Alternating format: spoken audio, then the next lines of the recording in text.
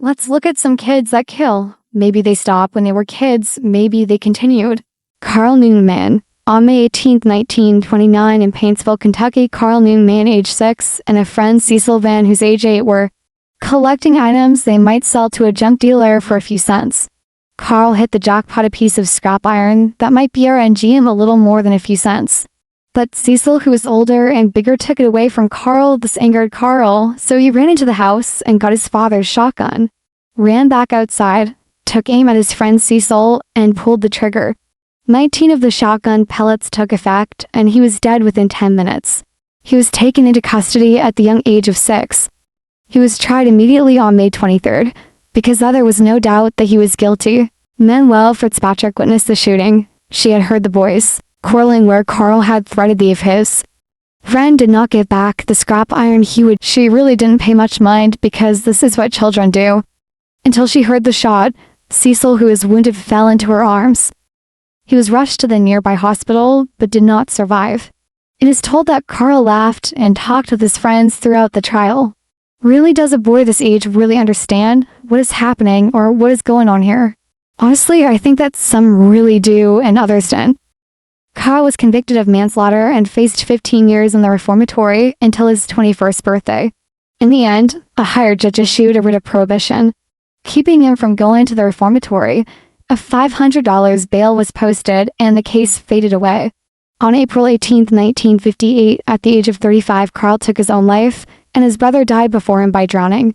I've been held up 6 times in my life. Once was when I was babysitting a boy about the age of 10, when I was about 16. He came out of his mother's room with a shotgun and pointed it at me.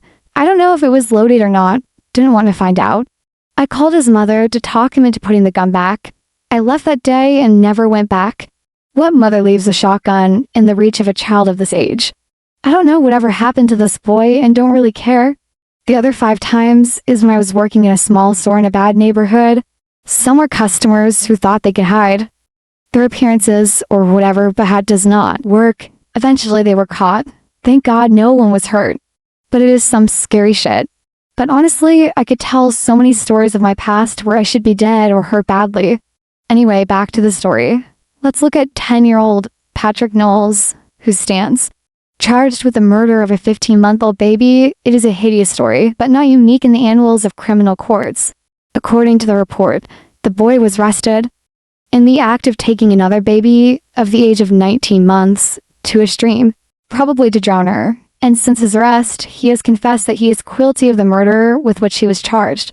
He said that he took the 15-month-old child to a heap of loose sand on the site of some old iron works on the outskirts of the town of Stockton-on-Tees and buried him alive. He said he pulled the dirt onto him with his hands. He was crying and kicking. The baby tried to get up and he put some bricks on him along with a big piece of stone. And then he just left him and went home.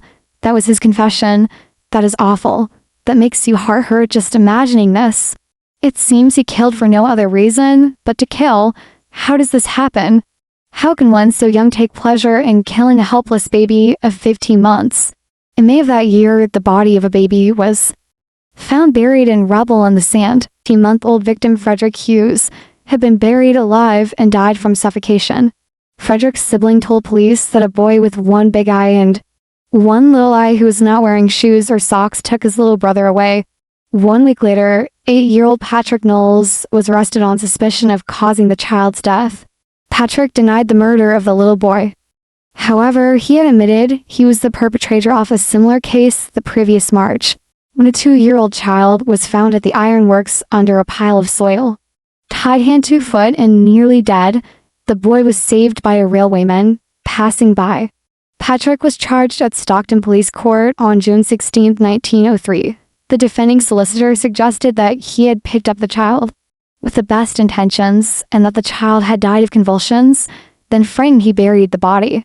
Prior to a trial at the Durham Assizes, Patrick was found mentally unfit to plead, and the judge said Patrick shall be detained under Her Majesty's pleasure on July 7, 1903.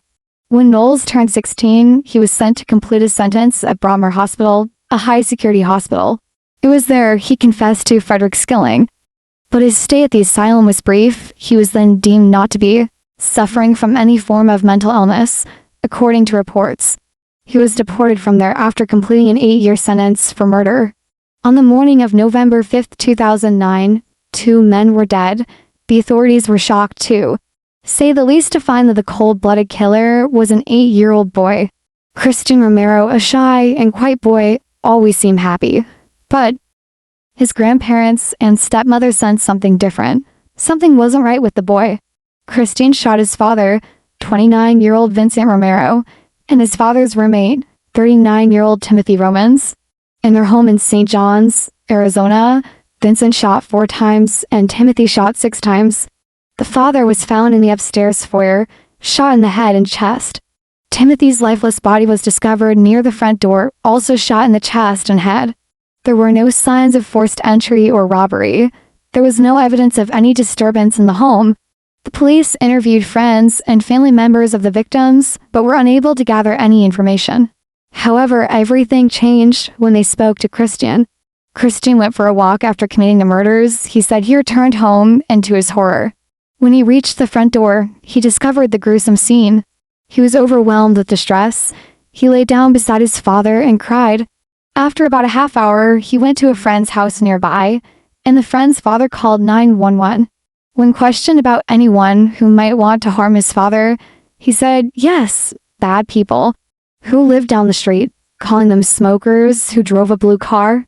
At some point, the police explained to Christian how gunpowder residue could be found on a person's hands after firing a weapon. Christian then made a peculiar comment, suggesting that some gunpowder might have blown onto his hands. When walked to the door, which makes no sense really. I think at this point they already knew, Christian eventually admitted, under the pressure of the police's explanations about the law, that he might have fired a gun. Finally, he revealed the truth, admitting that he thought, yes, he said he might have shot his father, and also confessed to shooting both men twice using a .22 caliber hunting rifle. The night before the incident, Vincent had allegedly spanked Christian because he had failed to bring home school papers. Christian shot his father as he ascended the stairs, shooting him in his head. When he wasn't dead, he shot him once more in the chest. At that moment, Romans was outside the home on the phone. When he heard the noise, he entered the home. Christian shot him twice. Once in the head, the other in the chest. Then he waited half an hour before reporting anything. After learning about Christian's arrest outside the courtroom, Liz Romero, his grandmother, exclaimed, I knew this would happen. They were too hard on Christian. I knew he did it. He spent the night in my bed, seeking comfort from me. I had a feeling he did it. If any 8-year-old boy is capable of such an act, it's Christian. According to Christian, he had experienced frequent spankings. On the night before the incident, he had received 5 spankings for failing to bring home school papers. A ledger was discovered of spankings that Christian had kept, where he noted that his 1,000th spanking would be his last. That night it just happened that the 5th spanking was the number 1,000. A 14-month evaluation determined that he lacked the maturity required to be charged as an adult. He was not charged with his father's murder, but faced trial for the murder of Mr. Romans. He was placed into foster care until his 18th birthday, while still being allowed to attend public schools. Thank you for joining me. Hope you enjoyed these stories. Please like and subscribe. I would appreciate it. Have a great night. Take care of yourselves. Good night all.